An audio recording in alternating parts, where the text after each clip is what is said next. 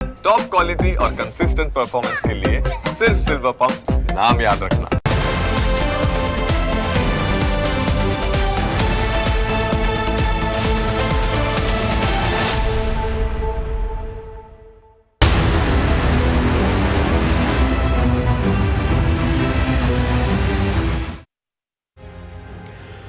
નબીરાઓની રફતાર પર બ્રેક ક્યારે લાગશે? એક જવાબદાર મીડિયા તરીકે આ સવાલ વારંવાર એટલા માટે પૂછવામાં આવે છે કારણ કે નબીરાઓ તો અકસ્માત કરીને છૂટી જાય છે, પણ તેમાં મોતને ભેટનારા લોકોના પરિવારજનો અને ઈજાગ્રસ્ત લોકોની હાલત ખૂબ જ દયનીય બની જાય છે.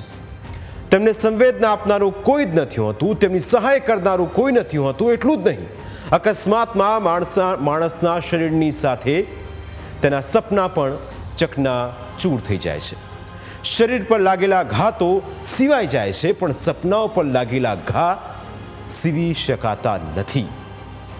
તમે દરેક ઘટનાને સાવ સહજતાથી લઈ લો છો કારણ કે તમારા સ્વજનની સાથે આવી ઘટના ઘટી નથી, પરંતુ જ્યારે અકસ્માતમાં પોતાના સ્વજનને ગુમાવશો તો સમજાશે કે પોતાનાઓને ગુમાવવાનું દર્દ કેવું હોય છે. અમદાવાદનો એક પરિવાર આજે કેવી પીડા ભોગવી રહ્યો છે તે જાણશો તો કદાચ તમારા અંતર આત્માને અહેસાસ થશે.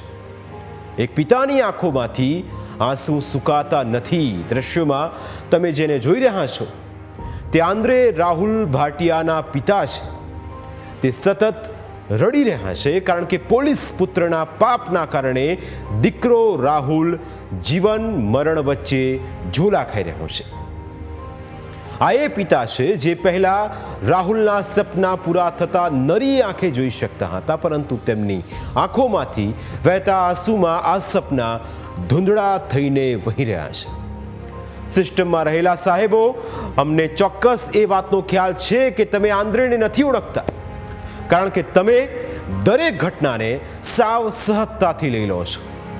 અકસ્માતની કોઈ પણ ગંભીર ઘટના તમે કોઈ જ ધ્યાન નથી આપતા અને એટલે તમે આંદ્રેને પણ નહીં જ ઓળખતા હો તેવી અમને 100% ખાતરી છે. અમને એ પણ ખાતરી છે કે આ અહેવાલ જોયા પછી પણ તમે કંઈ જ નહીં કરી શકો. તેમ છતાં રાહુલને વાગેલો ઘા અમારી આત્માને ઢંઢોળે છે.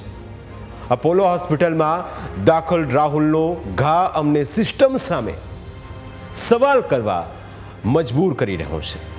આખરે રાહુલ કેમ હોસ્પિટલના બિછાને છે? તેની સાથે એવું શું થયું? આ તમામ સવાલોના જવાબ અમે તમને આપીશું, પરંતુ તે પહેલા આંદ્રે રાહુલ વિશે થોડું જાણી લઈએ. આંદ્રે રાહુલ, જેની સરનેમ ભાટિયા છે. 26 વર્ષના રાહુલને બાળપણથી જ ફૂટબોલર બનવું હતું. ફૂટબોલની રમતમાં તેણે મોટી સિદ્ધિઓ પણ હાંસલ કરી. તે 3જા ધોરણમાં હતો ત્યારથી જ ફૂટબોલની રમત સાથે સંકળાયેલો હતો. જેમ જેમ મોટો થતો ગયો તેમ તેમ ફૂટબોલની રમત તેના જીવનનો હિસ્સો બની ગઈ. તેણે પોતાને એટલો કાબેલ બનાવ્યો કે જિલ્લા, રાજ્ય અને ત્યારબાદ રાષ્ટ્રીય સ્તરે ફૂટબોલ રમવા પણ લાગ્યો. રાહુલની બહેનને પણ ફૂટબોલમાં ખૂબ રસ હતો. બંને ભાઈ બહેન ખૂબ સારી રીતે ફૂટબોલ ક્ષેત્રે આગળ વધી રહ્યા હતા. રાહુલના આ ફોટોગ્રાફ્સ પરથી તમે અંદાજો લગાવી શકો કે તેનો જન્મ એક ફૂટબોલર બનવા માટે જ થયો હતો. તેનું સપનું હતું કે તે ભારતીય ફૂટબોલ ટીમમાં રમે અને પોતાના દેશનું નામ રોશન કરે. પરંતુ એક નબીરાના કારણે તેની જિંદગી દાવ પર લાગી ગઈ. હવે તે ક્યારે કિક મારશે કે નહીં તે પણ એક મોટો સવાલ ઊભો થયો છે. 15 મેનો એ દિવસ હતો.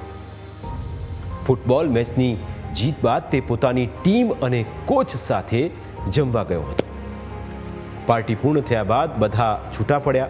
ત્યારબાદ રાહુલ પોતાના એક્ટિવા ઉપર બીજા 2 મિત્રો બાઇક પર જતા હતા. ત્રણેય મિત્રો રાત્રે એસજી હાઈવે પર આવેલા પેલેડિયમ મોલ પાસેના બ્રિજ ઉપરથી પસાર થઈ રહ્યા હતા. આ દરમિયાન એક બ્લેક કલરની મર્સિડીઝ કાર પૂર ઝડપે રાહુલને ટક્કર મારીને સડસડાટ નીકળી ગઈ. તમે જે જોઈ રહ્યા છો તે એક એનિમેશન છે, પરંતુ આ જ રીતે કાર ચાલકે રાહુલને ટક્કર મારી અને ત્યારબાદ ત્યાંથી ફરાર થઈ ગયો. ઘટનામાં રાહુલ ખૂબ જ ગંભીર રીતે ઈજાગ્રસ્ત થયો. રાહુલના મિત્રો ત્યાં હાજર બીજા લોકોએ તાત્કાલિક 108 બોલાવી સૌથી પહેલાં રાહુલને અસારવા સિવિલ હોસ્પિટલમાં લઈ જવામાં આવ્યો, જ્યાં ડૉક્ટર્સ હાજર ન હોવાના કારણે તેની કોઈ સારવાર કરવામાં ન આવી. અને આ જ પ્રકારનો આરોપ તેના પિતાનો પણ છે. જોકે ત્યારબાદ તેને અપોલો હોસ્પિટલમાં લઈ જવાયો હતો. રાહુલ હાલ કોમામાં છે.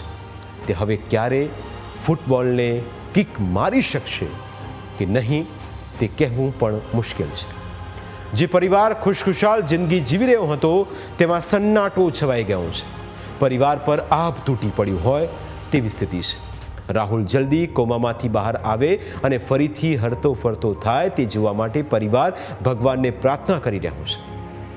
ન્યૂઝ કેપિટલની ટીમે જ્યારે આંદ્રેના પિતા સાથે વાતચીત કરી ત્યારે તેના પિતા વાતચીત કરતા કરતા રડી પડ્યા. સાંભળો એક પિતાની આ વેદના કે જેનું દુઃખ અને દર્દ ક્યારે દૂર થશે તેનો તેમને જરાય અંદાજો નથી. લગભગ ત્રીજા કે ચોથા ધોરણમાં હતો ત્યારથી એ ફૂટબોલની પ્રેક્ટિસ કરતો હતો અને